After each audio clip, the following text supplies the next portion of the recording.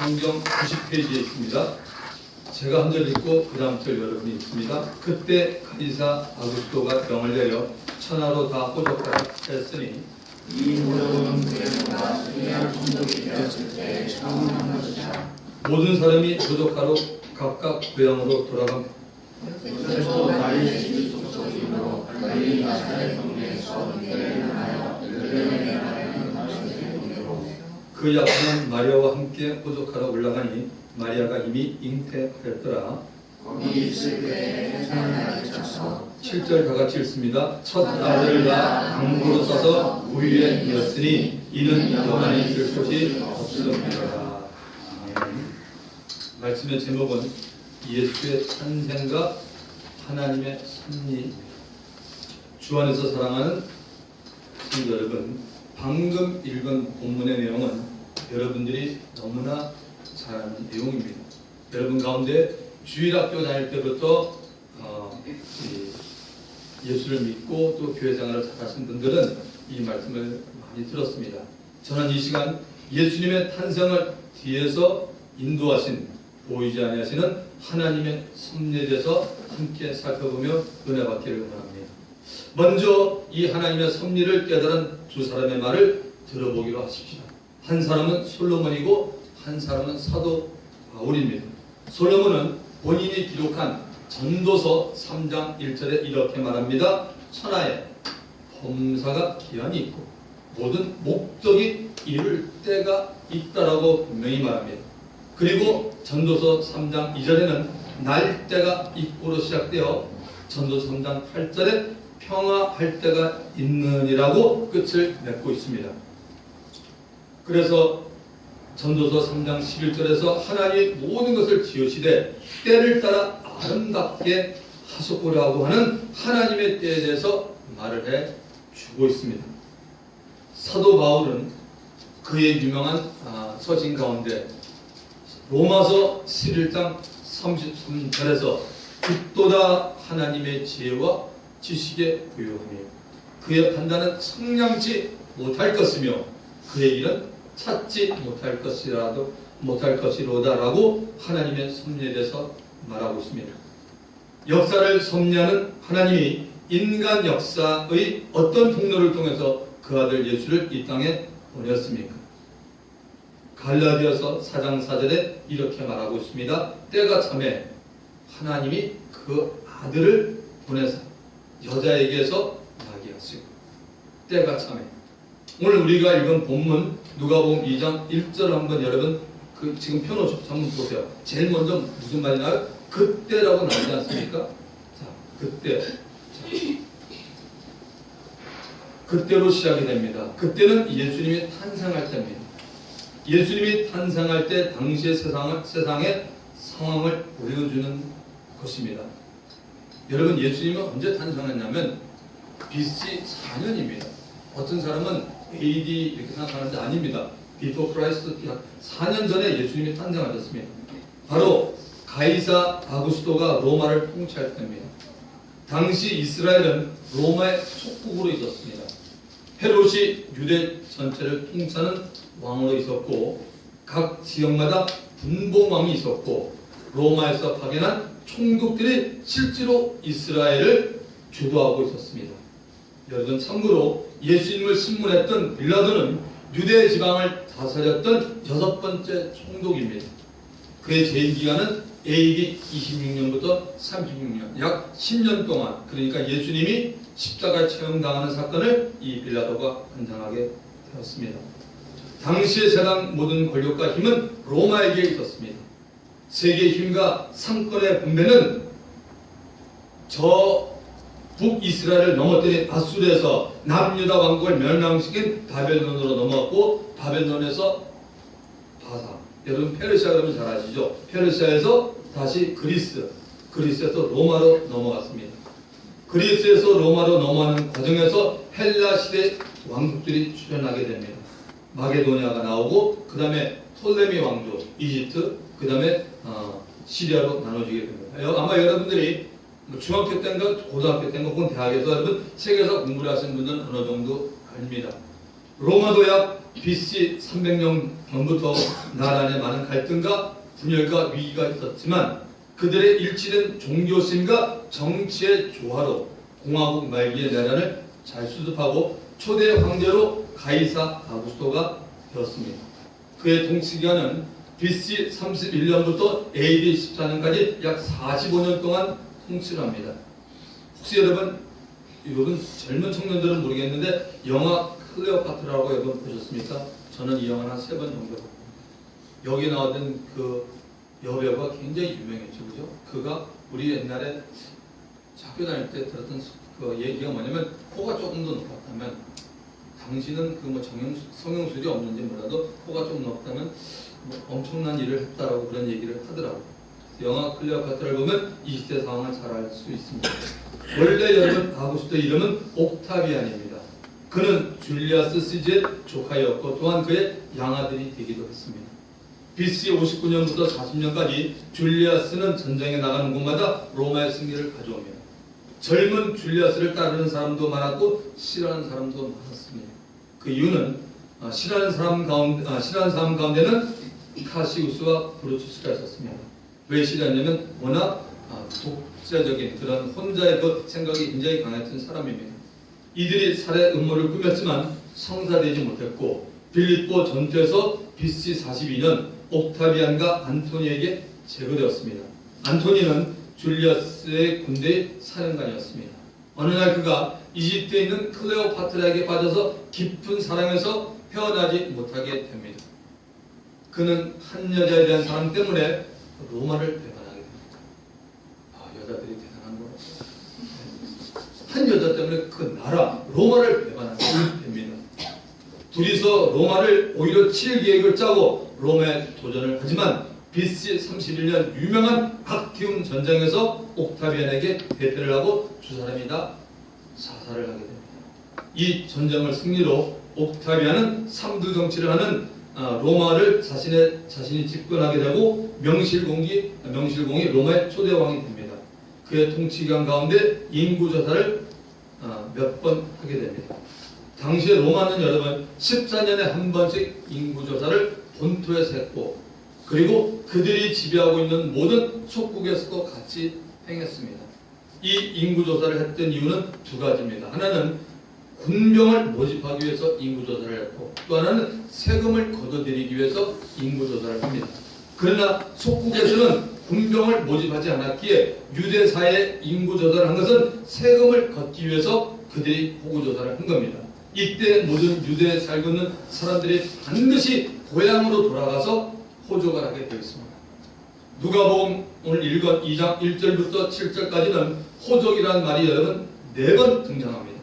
이 말에 호적. 가이사 아구스토가 호적하라. 그 다음에 이 호적은 모든 사람이 호적하러 그 약혼한 마리아와 함께 호적하러. 가이사 아구스토가 말한 호적하라는 것이 모든 사람으로 하여금 고향으로 가게 만들었습니다.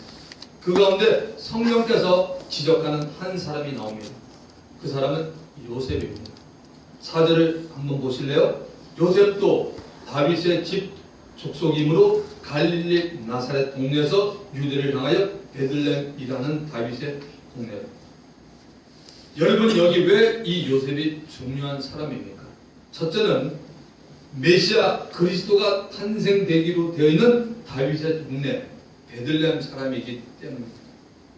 두 번째는 요셉은 나사렛에서 목수일을 하고 있었던 자신에 대해 충실한 사람입니다. 이 나사렛이라는 지명은 무슨 뜻이냐? 하나님께 구분되어서 성결하게 바쳐진 자라는 뜻을 가지고 있습니다. 예수님이 이 나사렛의 이름에 맞게 하나님께 영광을 돌리면서 이 나사렛에서 살게 됩니다. 요셉이 중요한 이유 세 번째는 요셉은 그리스도의 육신의 아버지로서 좋은 인격을 가지고 있었습니다.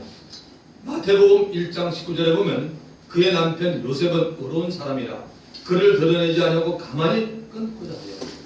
요셉은 참으로 따뜻하고 상대를 배려할 줄 아는 좋은 성격을 가지고 있었습니다. 약혼한 마리아가 점점 배가 불러가는 것을 보고 이 문제를 조용히 해결하려고 하는 마음을 가졌습니다. 왜냐하면 유대사에서는 이거나 폭로하면 모든 사람이 돌로 쳐 죽이게 돼 있습니다. 그런데 이 사실을 알고 그는 조용히 마음으로 이 문제를 해결하려고 했죠. 참으로 좋은 성품을 가졌습니다. 요셉에게는 너무나 큰 일이었지만 참으로 지혜롭게 행동하는 모습을 볼 수 있습니다. 우리들은 너무나 무던하고 어리석게 작은 일을 조용히 해결하지 못하는 많은 경우들이 있습니다. 자, 5절을 보시면 그 약혼한 마리아와 함께 호적하러 올라가니 마리아가 이미 잉태하였더라. 요셉이 호적하러 베들레헴으로 가는데 중요했던 사실은 그 약혼한 마리아와 함께 갔다는 사실입니다. 이때 마리아는 해산할 날이 아주 가까웠고 아이를 낳게 됩니다. 6절과 7절을 보시면 거기 있을 그때 해산할 날이 차서 첫 아들을 낳아 강보로 싸서 구유에 되었으니 이는 여관에 있을 곳이 없음이로라. 성령께서 마리아가 낳은 아들이 마리아에게 있어서 첫 아들이라고 강조합니다. 마리아가 동정녀인 것을 다시 강조합니다. 후에 마리아는 요셉과 함께 4명의 아이들을 더 생산하게 됩니다. 이 맏아들 예수는 마구간에서 태어나서 담요에 쌓이게 됩니다. 하나님의 아들이 이 땅에 탄생하게 되었을 때 가장 초라하고 누추한 곳에 태어나게 되었습니다. 여관들이 다 그로 찼습니다. 하늘 영광을 다 버리시고 가장 낮게 반겨주는 사람이 없게 오셨습니다. 이 말은 하늘보다 낮은 땅에 사는 사람은 저와 여러분뿐만 아니라 이 땅에 누구를 막론하고 낮추며 겸손하게 살아야 됨을 말해주고 있습니다. 요한복음 1장 11절에 보면 자기 땅에 오매 자기 백성이 영접지 아니했다라고 말합니다. 하나님은 땅에 사는 사람들이 낮추며 겸손하게 살 때 그 사람을 하나님께서 높여주십니다. 믿으시기 바랍니다. 야고보서 4장 10절에 너무나 귀한 말씀이 있습니다. 주 앞에 낮추라. 그리하면 너희를 높이시리라.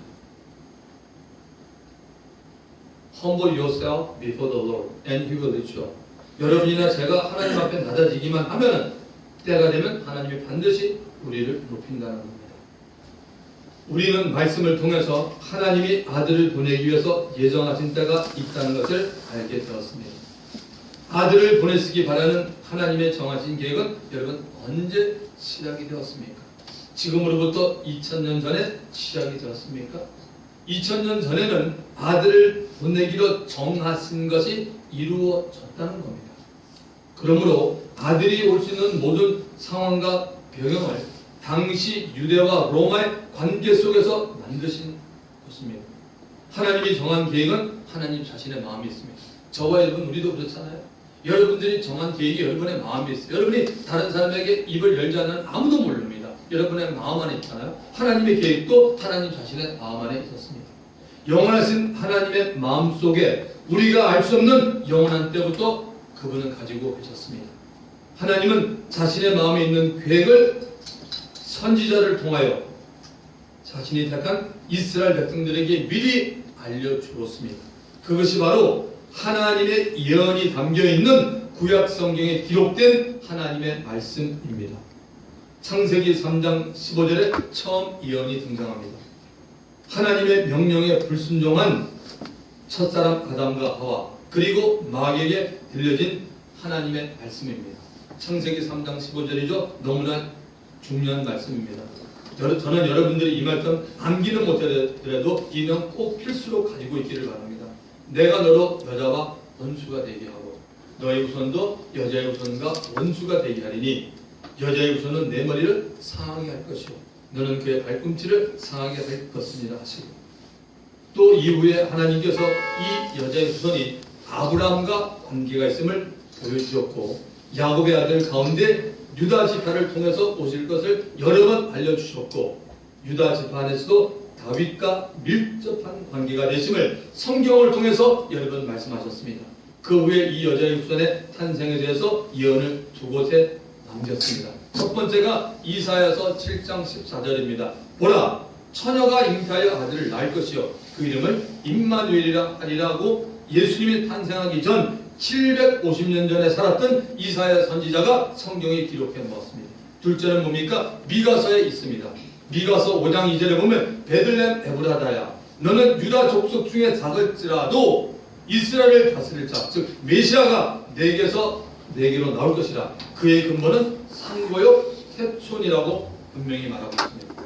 이 여자의 손으로 오시는 메시아 그리스도에 대해서 구약에 예언되어졌던 말씀이 다 이루어졌음을 성령께서 세무서의 사람으로 있던 마태의 손을 움직여서 마태가 쓴 복음서 맨 앞에 기록되었습니다. 마태복음 1장 1절 아브라함과 다윗의 자손 예수 그리스도의 세계라. A record of genealogy of Jesus Christ, the son of David, the son of Abraham이라는 거 분명히 나와 있습니다. 예수님이 이 땅에 오시는 탄생의 길을 예비하는 데 쓰임받은 세상에 살았던 사람들이 등장하는 세계라는 겁니다. 마태복음 1장 16절에는 마리아에게서 그리스도라 칭하는 예수가 나시니라. 누구에게서요? 마리아에게서. 구약에 예언되어 있었던 동정녀가 바로 다윗 지파의 사람 요셉과 정혼한 마리아인 것입니다. 이 마리아를 통해서 하나님 아들 예수 그리스도께서 성령의 능력으로 이 땅에 육신의 몸을 입으시고 완전한 사람으로 오셨습니다. 하나님이 자신의 말씀을 이루기 위해서 로마로 하여금 14년에 한 번씩 인구 조사를 하도록 했다고 볼 수 있습니다. 이러한 것이 다 하나님의 섭리입니다. 하나님의 아들이 이 땅에 오는 일보다도 더 중요한 것은 아무것도 없습니다. 그렇지 않습니까? 여러분, 하나님의 아들이 이 땅에 오지 않았다면 저도 여기 있을 이유가 없고 여러분도 이 자리에 있을 이유가 없습니다. 우리 다 죽습니다. 하나님의 아들이 없다는 게 얼마나 큰 일입니까? 더 놀라운 사실은 예수 믿는 한 사람 한 사람에게도 우리에게도 이런 하나님의 섭리가 적용되고 있다는 사실입니다. 믿으시기 바랍니다. 하나님의 섭리는 여러분 개인에게, 여러분 공동체에게, 여러분 가정, 여러분 직장, 여러분 사업장 어디에도 하나님의 섭리가 있기 때문에 우리가 그만큼 우리가 좀 민감하게 살아야 된다는 말씀입니다. 말씀을 마칩니다. 저와 여러분의 주위에서 일어나고 있는 많은 일들, 좋은 일들, 혹은 또 나쁜 일들이 결코 여러분 우연히 일어나는 것이 아니라는 사실을 기억하시기 바랍니다. 성경은 이렇게 말하고 있습니다. 마태복음 10장 29절 참새 한 마리가 땅에 떨어지는 것도 하나님의 허락이 없으면 안 된다라고 분명하게 말하고 있습니다. 오늘 주신 말씀 붙잡고 주님 한번 부르고 우리 한 1분 동안만 통성하기 합니다. 주여